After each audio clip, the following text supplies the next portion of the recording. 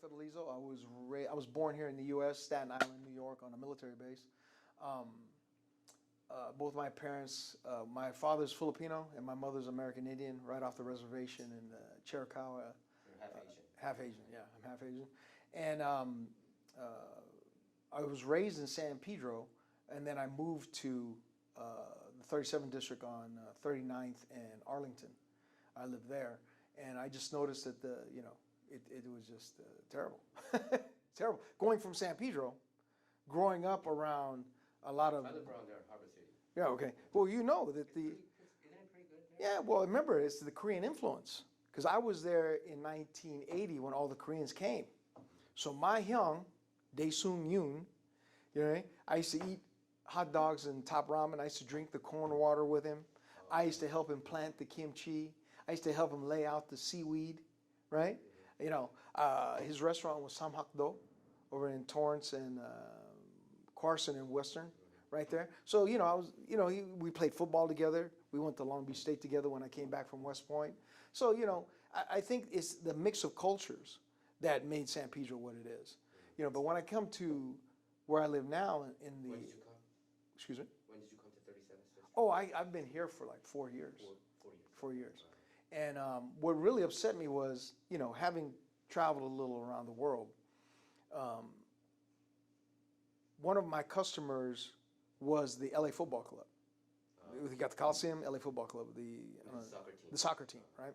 So you go right there, but if you walk to the gas station, I went to the gas station, Chevron, and I see this homeless encampment right across the road, right? And I said, "There's a $1 billion stadium, Yeah. and right here," and it reminded me of the Philippines, where the poor would go into mega malls just to cool off, right? It reminded me of Panama. It reminded me of other places I've been in the world where I'm There's a reason why all Yeah, this homelessness yeah. gather around these places because fancy places. yeah, so they can ask money. It's a revenue stream for them, right? And the thing is that you're okay being homeless across the street, but don't come on this side of Figueroa. And it's a matter of what, 20 yards? There's an understanding between the homeless and the police. You can do whatever you want on that side, but once you come here, you can't do it. We're going to be on you.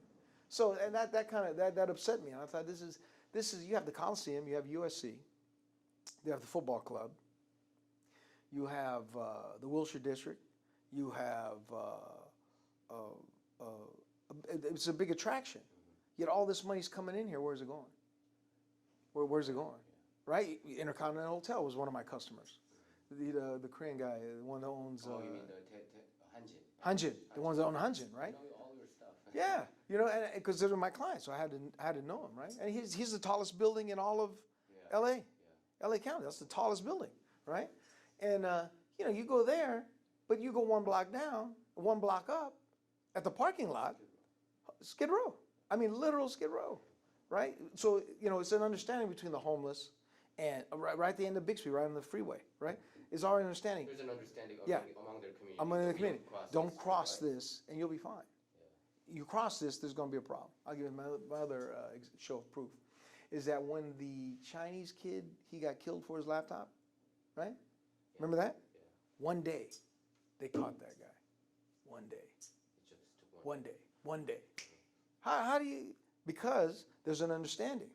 He could have been among the homeless. Yeah. He could have been one of the gang members.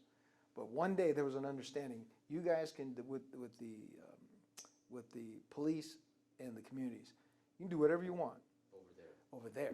But you come here and mess with the money at USC, we got problems. Coming to the Ram games, we got a problem. But that's when it clicked on me. That's when it clicked. I said, wait a minute, how do you find this guy in one day? There's something deeper. There's something deeper going on. There's an understanding. You know what I mean? I'm going to talk to the big guy who talks to a big guy and say, you better get him out or we're going to shut everything down. So how are you going to fix that? Do Well, you want to fix it? Of course. No, it's fixable. Okay, I'll give you for instance. I rolled the dice one too many times, right, as far as business. Because, you go in big, you lose big. You win big, you get bigger, right? Well, one time I rolled the dice with the biodiesel, and I lost it all. I mean, all. Wife out, kids out. I'm homeless. I'm living in my car. I was used to be homeless, right? So I thought, okay, All right. And I have pictures of this. A lot of people don't believe, but I knew I was going to get out of it. Because it's just a matter of, this is not addiction. This is not alcoholism. This is not psychological issue. I just ran out of money, right? Okay. So I thought, okay. This was what, during when? 2015. So I thought, okay, well, here we were stuck, right? Okay, we're stuck now. So I thought, all right. And it was Christmas too. So I thought, okay, it's cold, right? I was like, okay. So a few days out, and I'm still thinking of what to do, right? I'm just wandering around thinking, what am I going to do? So this guy, Carlos, he knew I was new to being homeless, right? He is on 52nd and Figueroa. So he showed me the ropes. He says, this is what you need to do. I said, okay, this is what you need to do to keep warm. Okay, all right. So then once I got my bearing, I said, I'm going to go to the VA. I'm going to check out the veterans over on Wilshire. I'm going to walk.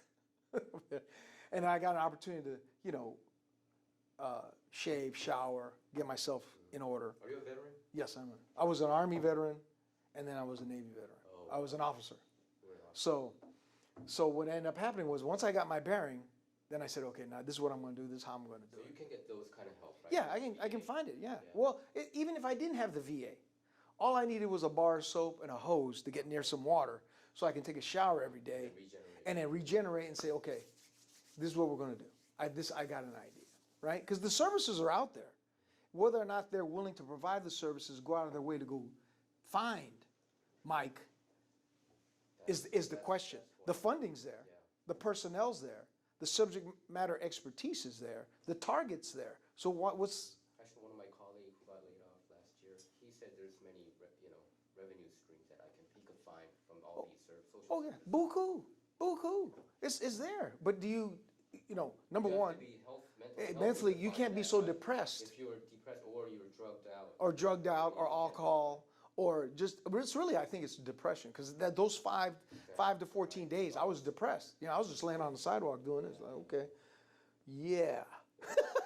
I was in a car, just right. I mean, everybody goes through. Yeah, everything, but it could be a layoff, right? You're a big guy. 9/11, right? You were the director, now you're a staff reporter. You were a staff reporter, now you're in the mailroom. You're the mailroom guy, now you're unemployed.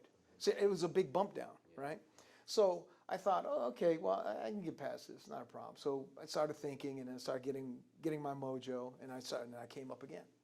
It's doing a lot of businesses. Doing a lot of businesses that I mentioned, right? What are the most important businesses that you've done that made you, like, you've done this, you've done that, like biodiesel and all that? Can you mention those? What's the most important? What you were doing? What business are you doing now? Oh, the hood cleaning. Hood cleaning. Yeah, I go to the restaurants and I clean the hood from the duct, from the hood. The hood is the apparatus over the oven, over the cooking. Excuse me? You own the business? Yes, I own the business. Okay. So I have the hood, and I clean the duct, and I clean the fan, and that's it. And I do the hydrojetting. Okay. Yeah. And prior to that, what did you do? I did biodiesel. Biodiesel. And then biodiesel, I had the medical marijuana dispensary. Prior to that, I owned Subway. In your current job, how many employees do you have? Just 2. It's small. Did you always have political aspirations? No, I did not. The situation made you go for it? Someone had to step up. Because a lot of these guys, they like things as is. They're best effort people, right? They're always looking. They're like a balloon looking for a needle. And that needle's the excuse. Well, I couldn't get it done because I didn't have enough time. I couldn't get it done because there's so many other people. I couldn't get it done. But you can get it done if you want to get it done. There was a project. It was like $7-8 million. Well, wait a minute. Did you think I forgot that you said that we didn't have enough money for XYZ? But since it's your project, it's Mike's project, son, we have $7 million, $8 million, whatever. How many candidates right now in 37? There are 37. There's 5. And the one to beat is who? I would think Sidney Calmager and Jan Perry. And Jan Perry. Jan Perry, I think she runs for everything right now. Yeah. Sydney, I think she would make it. Probably. Is she the one who's going to get endorsed by Karen Bass, you think? I have no idea. More than likely. Are they all Democrats? They're all You're Democrats. the only Republican. I'm the only Republican. Are you a lifelong? You said you are not a lifelong Republican. Both of your parents were Democrats. That's correct. When did you become a Republican? I became a Republican when I started looking at when I had these in-depth conversations with my accountant, and I thought, almost a third of my profit goes where? And I'm thinking, well, I'll give you another for instance.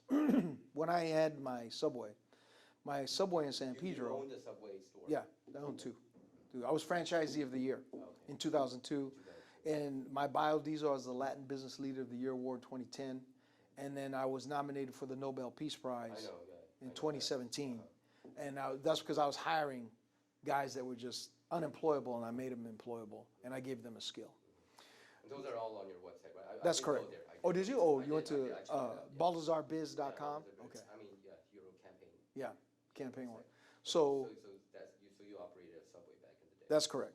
That was my second business after my adult day healthcare. So then the Subway, one of my employees, she was an undocumented worker, and her brother ran over the daughter and killed her, right? By accident? Yes, we're gonna presume it's by accident. By accident, takes off. Car, right? Yeah, a truck. It was a truck. Goes back to whatever country he came from. She comes in, and I said, well, okay, well, do you need any help? So I helped her, right? But then a social worker comes in, and she says, hey, is she going to get FMLA? FMLA? Yeah, Family Medical Leave Act. I said, what do you mean? Bereavement. I said, well, if she wants it, she hasn't asked it. And is she going to have her job after the bereavement? I said, yeah, well, who are you? She said, well, I'm from the Department of Social Services, and we're just here to look out for her. Really? How's she eligible for those services? Oh, we just, we're doing outreach. I said, I get this straight. So she gave me, I lost the business card. I wish I would have kept it. I said, so you're looking out for her, and you're checking me to see if I want to take care of her. But if that circumstance would happen to me, you wouldn't have done anything for me. But they would do it for a non-documented. That's correct. That's what you were Yeah. pointing out. And I thought, maybe it's a service I'm not aware of. No, I don't know. I think those things happen. Maybe not. I don't know. This is the first time I ever came across it. So I said, okay, yeah, that's no problem. I'll take care of her. I mean, she's a good employee, you know what I mean? She does her job. She does it right the first time. Rework is not work in her mind, right? So I said, yeah, of course. It's her daughter. I mean, I can't just, not hire her back because of, her daughter. It wasn't her fault, right? So, and especially when I get into fuel. When I got into fuel, it's 2 cents per gallon. I have to give to National Biodiesel Board, Franchise Tax Board, Bureau of Equalization. And you own the gas station? No. I just manufactured the bio. I built it, yeah.